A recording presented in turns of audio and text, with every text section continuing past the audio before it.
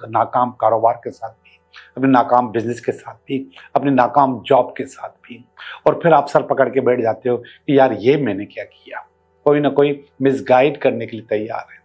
खासतौर पे ऐसे लोग जो इन्वेस्टमेंट करना चाहते हैं वो मत करें। कुछ ना कुछ नेगेटिविटी अंदर आपके फंसी हुई है।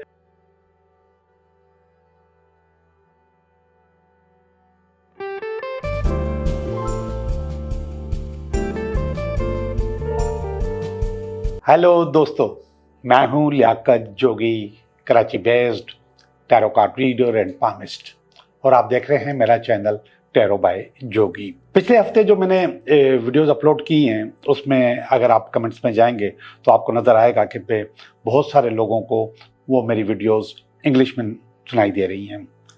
ये एक नया सिस्टम है जो कि यूट्यूब ने डाला है, जो कि जिसमें मेरा कोई वास्ता नहीं है। यूट्यूब ने खुद डाला है, और जिन लोगों ने पहले से प्रेफरेंस जब होती है ना लैंग्वेज की, तो उसमें इंग्लिश किया हुआ होगा तो उनको वो इंग्लिश में सुनाई दे रही है।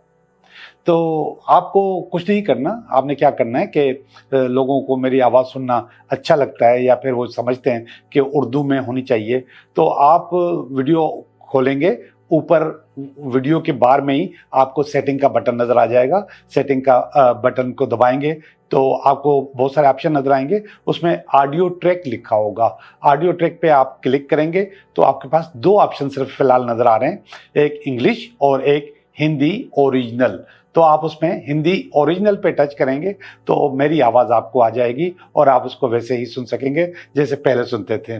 और अगर कोई इंग्लिश में सुनना चाहे तो इंग्लिश में भी मेरी वीडियो सुन सकता है। ये नया ऑप्शन है, फिलहाल दो ऑप्शन उन्होंने दिए हैं, हिंदी और इंग्लिश। इसके अलावा मैंने पढ़ा कि तकरीबन 7-8 ऑप्शन और भी हैं, लेकिन अभी वो उन्होंने शायद एक्टिवेट नहीं किए। तो अगर किसी को दिक्कत हो रही है, मेरी आवाज़ ओरिजिनल नहीं आ रही और इंग्लिश में आ रही है, तो आप सेटिंग में जाके उसको बदल सकते हैं। ये हो गई इंफॉर्मेशन मेरी वीडियो की, जिसकी बहुत सारे लोगों ने कमेंट्स में कंप्लेन की, और मैंने उसी वक्त जो है ना उनको उन्हीं कमेंट्स के पीछे ही उनको जवाब देना शुरू कर दिए। उर्दू में ही मैंने उनको जवाब दिए कि आप इस तरीके से इसको चेंज कर सकते हैं। अब छोटी सी मोटिवेशन जो कि वीडियो के स्टार्ट में मैं हमेशा आपके लिए करता हूं, और वो मोटिवेशन है कि आप लोगों के लिए दिक्कत क्यों बन जाते हैं। आपके पास कभी कभी बहुत ज़्यादा इग्नोरेंस क्यों आ जाती है। आपके पास नहीं, आपके लिए लोगों के पास इग्नोरेंस क्यों आ जाती है। तो उसकी सबसे बड़ी वजह है कि आप सच्चे दिल के इंसान हैं। अगर आप हर चीज़ उनको सच सच बता देते हैं तो ये अच्छा नहीं करते, क्योंकि वही सच एक दिन वो आपके मुंह पे दे मारेंगे, वो आपको ही सुना देंगे। तो इसलिए हर बात सच बोल देना अच्छी बात नहीं है। कहीं ना कहीं चीज़ों को पेट में रखना चाहिए। अगर आप बता देते हैं तो फिर वही बात आपके लिए मुश्किल बन जाती है। ये तो खैर मैं पर्सनल लेवल की बात कर रहा हूँ, लेकिन कारोबारी लेवल पे भी अगर आपने अपने सीक्रेट्स आउट कर दिए तो वो कारोबार भी आपके हाथ से निकल जाता है। तो इसलिए हर बात को सच बोल देना या आगे कर देना ज़रूरी नहीं है। अपनी बातें अपने पेट में रखा करें। जब आपके पेट में नहीं टिकेंगी तो किसी के पेट में क्यों टिकेंगी, वो भी आगे किसी को बता देगा। दूसरा मसला जो है इग्नोरेंस का, ये है कि आप बहुत ज़्यादा अवेलेबल हो जाते हो, किसी को ईजिली अवेलेबल हो जाते हो। जैसे ही वो चीखता है आप भागे भागे दौड़ दौड़ पहुंच जाते हो। और ये मेरे ज़िंदगी का तजुर्बा है, जब भी आप किसी के लिए ऐसे वाली अवेलेबिलिटी दिखाते हैं तो वही इंसान आपको आगे चल के बहुत ज़्यादा इग्नोर करता है या फिर नुकसान देता है। तो हमेशा से अपने आप को रोक के रखा करें, अपना वज़न करके रखें कि भाई मेरी भी कोई अहमियत है। अपनी अहमियत को ऐसे ज़ाया मत करें, और अगर आप ज़ाया करेंगे तो आप खुद ज़ाया हो जाएंगे। तो अपने आप को इस मामले में कंट्रोल करें। दूसरी चीज़ है खुली किताब। खुली किताब कुछ लोग चेहरे से और कुछ बातों से, कुछ अपने अमाल से होते हैं अपने ख़ास लोगों के लिए, लेकिन वो खुली किताब होना भी अच्छी बात नहीं। आपको ईजिली लोग पढ़ ना सकें। अगर आपको लोगों ने ईजिली पढ़ लिया तो इसका मकसद है कि वही आदमी आपके सामने आ सकता है, और ऐसा हुआ है। ऐसा हुआ है कि आप खुली किताब हुए और इसके बाद आपके उस खुली किताब के औराक आप ही को पढ़ पढ़ के सुना दिए गए, या फिर दुनिया को पढ़ पढ़ के सुना दिए गए, और फिर आप क्या मुंह लेके जाएंगे दुनिया के पास।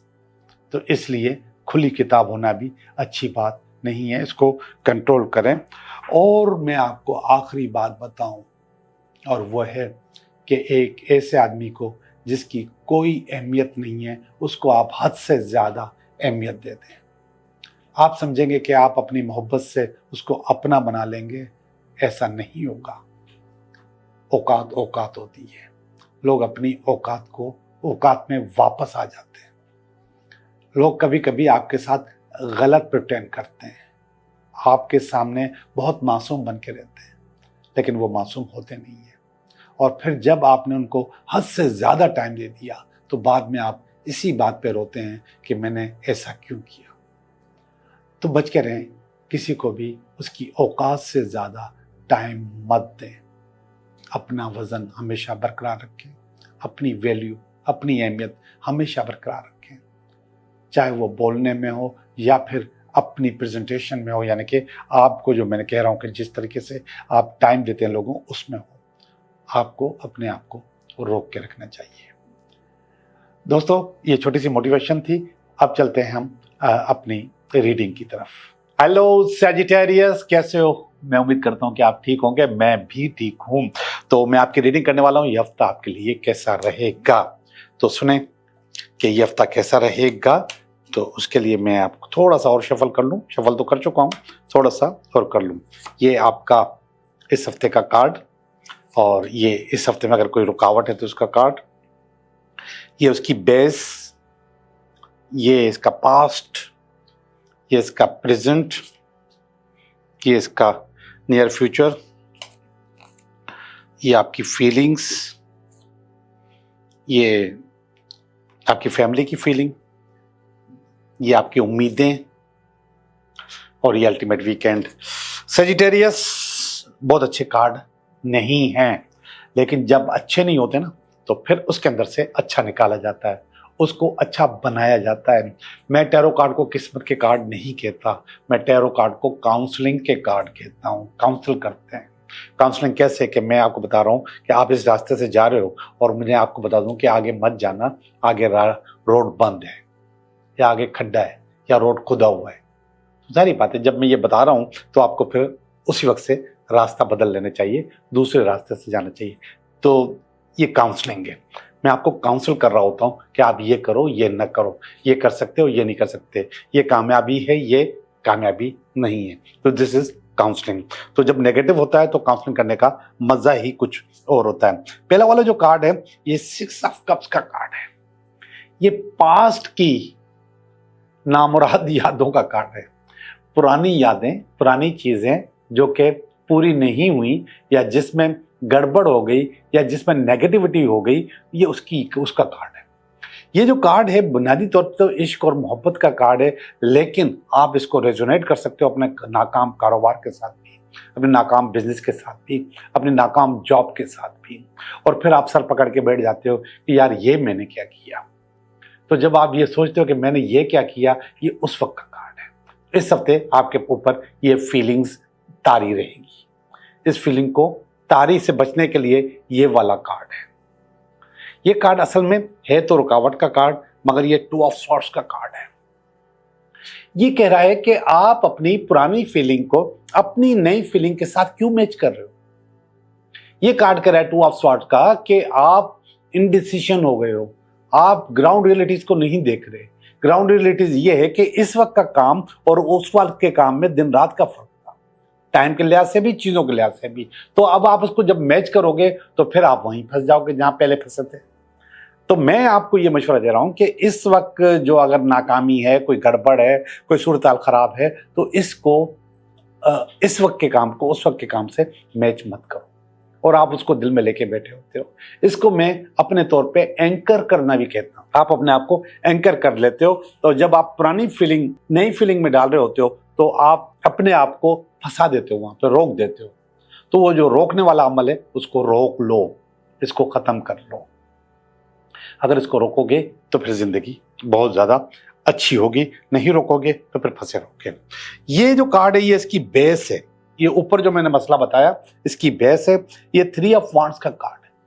3 ऑफ वांड्स में आपको आपका बॉस कोई अच्छी पोजीशन दे देता है, कोई अच्छी चीज़ दे देता है या देने की कोशिश कर रहा होता है और आप अपने जहन में पुरानी चीज़ें लेके बैठ जाते हैं। तो उस चीज़ को निकाल दो, वो निकाल दोगे तो चीज़ें आपके लिए अच्छी होंगी, नहीं निकालोगे तो फिर फंस जाओगे, लटक जाओगे। और आपने जो एंकर करने का लफ्ज जो मैंने इस्तेमाल किया, एंकरिंग करके अपने आप को फंसाने का प्रोग्राम किया हुआ है, तो अपने आप को फंसाने का प्रोग्राम खत्म कर दें। ये पास्ट का कार्ड है, 8 ऑफ पेंटिकल। पास्ट कमाल था, जबरदस्त था, बेहतरीन था, मनी मेकिंग का कार्ड है और बहुत ज्यादा अपने आप को स्टेबल करने का कार्ड है। पास्ट की बात कर रहा हूँ। पास्ट अपनी जगह आपका तजुर्बा होता है और वो कभी भी खराब नहीं होता। तजुर्बा अगर नेगेटिव भी होता है तो वो फिर भी खराब नहीं होता। वो खराब इसलिए नहीं होता कि वो आगे आपको रास्ते बताता है, कहता है कि ये मत करें क्योंकि इसमें नुकसान है, वो आप कर चुके होते हैं। तो इसलिए अगर आपको वो रोकता है तो पास्ट हमेशा कामयाब होता है और पास्ट का या फेल्योर का अपना एक मजा है और वो आपको एंजॉय करवाता है। लेकिन ये वाली जो फीलिंग जो इस वक्त आपके पास आ रही है, इस फीलिंग में अगेन इसकी तरह ये भी मोहब्बत का कार्ड है। ये दोनों एक दूसरे के ऊपर आए। ये पास्ट ब्लास्ट हो रहा है पास्ट से और फिर ये आपको थोड़ा सा मायूस कर रहा है, आपको अपने टारगेट्स नीचे करने को बोल रहा है। अब आपको मैं एक बात बता दूं कि यहां पर आप वक्त के लिहाज से अपनी उम्मीदें कम कर सकते हो, वो कम करना भी चाहिए। जब आप कम करते हो तो फिर आपके पास चीजें अचीवेबल हो जाती है और अगर आप अपनी उम्मीदें बहुत बढ़ा के रखते हो तो फिर वो अचीवेबल नहीं होती। तो अपने टारगेट थोड़े से कम कर दो ताकि वो अचीवेबल हो जाए और जब अचीव हो जाए तो फिर दूसरा टारगेट बना लो, उसको अचीव करके फिर तीसरा टारगेट बना लो। लेकिन एकदम बड़ा टारगेट रखोगे और नाकामी हो जाएगी तो आप खुश हो जाओगे और आपसे फिर नहीं होने का, फिर आप परेशान हो जाओगे। तो अपने आप को परेशानी से बचाने के लिए आपको अचीवेबल टारगेट बनाने चाहिए। ये वाला जो कार्ड है ये भी बहुत काम का है और ये असल में काम का इसलिए है कि यहाँ पर आपके पास फ्यूचर में, नियर फ्यूचर में धोखा मौजूद है। कोई ना कोई धोखा देने के लिए तैयार है, कोई ना कोई दगा करने के लिए तैयार है, कोई ना कोई मिसगाइड करने के लिए तैयार है। खासतौर पे ऐसे लोग जो इन्वेस्टमेंट करना चाहते हैं वो मत करें, जो पैसे लगाना चाहते हैं वो मत लगाएं। अगर लगाएंगे तो वो आपके पैसे चले जाएंगे। एक और चीज़ जो मैं बार बार कहता हूँ, अंधा एतमाद मत कीजिएगा। अगर अंधा एतमाद करेंगे तो भी धोखा हो सकता है, तो उसको रोक लें, अपने आप को कंट्रोल कर लें। ओवरऑल बहुत कॉम्पिटिटिव किस्म की रीडिंग है और मुकाबले वाली रीडिंग है, सोच समझ के चलने वाली रीडिंग है। आपको मैं कहता हूं कि अपने आप को सोच समझ के चलाएं। ये आपकी फीलिंग्स के कार्ड हैं, यहाँ पर भी कुछ ना कुछ नेगेटिविटी मौजूद है, लेकिन इसको मैं बता देता हूं ताकि चीज़ें बेहतर हो जाएं। सबसे पहला जो कार्ड है 5 ऑफ कप्स का कार्ड है। इसमें आप अपने आप को खामखा अधूरा अधूरा महसूस करते हो और इसी की कंटिन्यूटी है। ये जो नेगेटिव कार्ड आ रहे हैं ना, ये इसी की कंटिन्यूटी है। अगर आपके पास ये फीलिंग यहाँ पर आई थी तो यहाँ पर आपके अंदर में भी मौजूद है, लेकिन आपकी शख्सियत ऐसी नहीं है। सजिटेरियस, आपकी शख्सियत ऐसी नहीं है। आपको चाहिए कि अपने आप को ओपन रखो, अपने आप को ये पुरानी कहानियों में फंसाए मत रखो, इसको अपने आप को जकड़ के मत रखो। अगर आप जकड़ के रखोगे तो फिर काम खराब होगा और वो आप काम खराब करने के लिए तैयार हैं। ये आपकी फीलिंग है आपकी फैमिली की और ये है जस्टिस, इंसाफ। इंसाफ का कार्ड है। ये कह रहे हैं कि आपके साथ जस्टिस होगी, इंसाफ होगा, चीज़ें आपके लिए बेहतर होंगी। पॉजिटिव फीलिंग है, नेगेटिव फीलिंग नहीं है आपकी फैमिली की। तो फैमिली ने आपको बहुत अच्छी वाइब्स दी हैं और अच्छी वाइब्स आपको अच्छा करने को दिखाती हैं, लेकिन बुनियादी तौर पे कुछ ना कुछ नेगेटिविटी अंदर आपके फंसी हुई है और उसकी वो इन तीनों की कंटिन्यूटी है। इसको निकालने की कोशिश कीजिएगा। ये वाला कार्ड 360 चेंज करने का कार्ड है। ये डेथ का कार्ड है। डेथ का मतलब है कि अपने आप को बदलो, चेंज करो, कुछ सूरत हाल बेहतर करने की कोशिश करो। अगर नहीं बदलोगे तो उसकी मैं सूरत हाल अभी बता रहा हूँ कि क्या रहेगी। बदलोगे तो चीज़ें बेहतर हो सकती हैं। मैंने साफ साफ कह दिया, दिस इज काउंसलिंग। इसको काउंसलिंग समझा करें, इसको किस्मत मत समझा करें। ये वाला कार्ड जो है हैंग्ड मैन है। ये लटका हुआ बंदा ये बता रहा है कि आप फंस गए, लटक गए। मगर क्यों लटके? इसलिए कि इतनी सारी नेगेटिविटी ऑलरेडी आपने जमा की हुई थी। अब इसको निकालेंगे तो यहाँ पे आप नहीं लटकेंगे, इसमें फंसे रहेंगे तो आप लटक जाएंगे। आप हो सकता है कि ये हफ्ता थोड़ा सा भारी रहे, लटके रहें, फंसे रहें। और ये वाले जो कार्ड है, ये वाले ये भी कह रहा है कि आप किसी की खातिर फंस रहे हैं। आपके पास ये सेक्रीफाइस करने का कार्ड होता है, कुर्बानी देने का कार्ड। लेकिन किसी की खातिर अगर आप कुर्बानी दे रहे हैं तो ये अच्छी बात नहीं है। अपने आप को रोक लें, अपनी शख्सियत को बचाने की कोशिश करें।